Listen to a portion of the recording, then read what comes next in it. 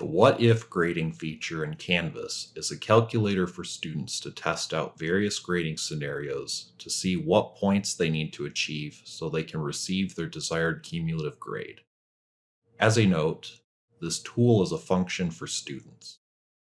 If you, as the instructor, want to test this tool out, you will first have to turn on Student View by going to Settings and clicking on Student View. This feature can be accessed by going to the Grades menu in the left-hand navigation. Here, you will see a detailed layout of all of the graded activities, the weight distribution of each of the graded categories, and your total grade shown at the top right as well as the bottom.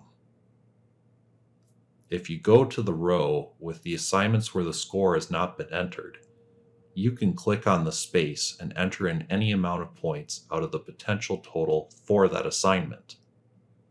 This will change the calculation for the hypothetical total grade on the top right or at the bottom of the page.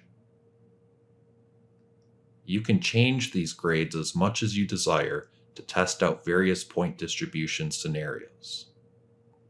You can revert back to the actual points distribution by clicking on the Revert to Actual Score button.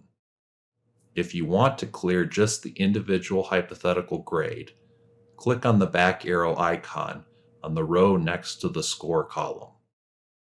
The new Canvas syllabus template has a section informing students about the tool as well as a tutorial link for them.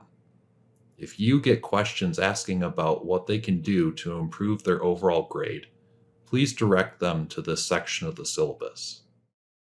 Please feel free to check out our faculty resource site for more tutorials as well as information on how to reach out to ATD with any questions or assistance needs you may have.